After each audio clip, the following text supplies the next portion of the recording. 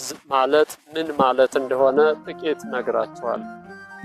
መንዝህ ማለት ኃያሉ መልአክ ቅዱስ ዑራኤል ዓለምን በጌታችን በመድኃኒታችን በኢየሱስ ክርስቶስ መለኮታዊ ክቡር ደም እየባረከ እየቀደሰ ወደ ኢትዮጵያ ምድር ገብቶ እንዲሁ ኢትዮጵያንም በሚባርክበት ጊዜ ከባረካቸው ቦታዎች አንደኛውና ታላቁ ቦታ ይህ እመእጓል ነው። ይኸውም በድርሳነ ዑራኤል ላይ እንደሚነገረው በክሊና ምድር ደብረ ቆጵሮስ ደብረ ክሊና ተብሎ በሚጠራው በታላቁ ተራራ በቆጵሮስ ላይ አርፎ በነበልባላዊ ክንፎቹ ረቦ ቆሞ ማለት ነው የጌታችን የመድኃኒታችን የኢየሱስ ክርስቶስን መለኮታዊ ክቡር ደም በውስጧ እንደ ውድማ እያረበረበ ቀደሳት፣ ባረካት።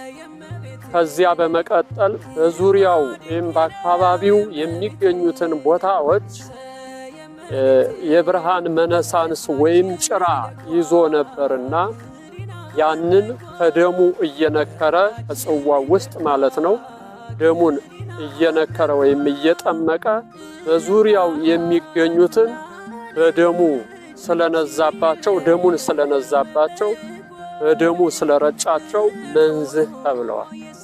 መንዝህ ማለት ክቡር ደሙ የተነዛበት በክቡር ደሙ የተባረከ የተቀደሰ የተረጨ ቦታ ስለሆነ አባቶቻችን ሊቃውንተ ቤተ ክርስቲያን መንዝህ ብለው ሰይመውታል።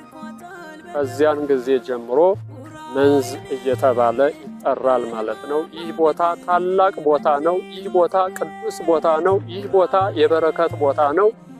ይህ ቦታ ልዩ ቃል ኪዳን የያዘ ቦታ ነው።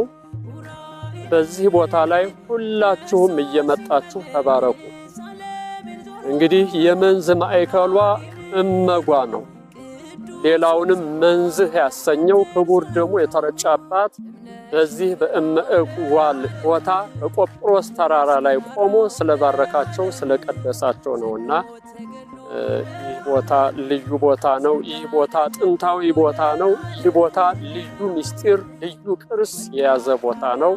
ታሪኩን ሁላችሁም እየጠየቃችሁ መረዳት ትችላላችሁ። እግዚአብሔር አምላክ ጸጋውን፣ ክብሩን፣ በረከቱን፣ ምሕረቱን፣ ቸርነቱን ያብዛላችሁ። የቃል ኪዳኑ ወራሽ የቃል ኪዳኑ ተሳታፊ የመንግስቱ ወራሽ ያድርጋችሁ። የእመቤታችን የቤዛዊተ ዓለም የቅድስት ድንግል ማርያም የኃያሉ መልአክ የቅዱስ ዑራኤል ረድኤት በረከት ቃል ኪዳን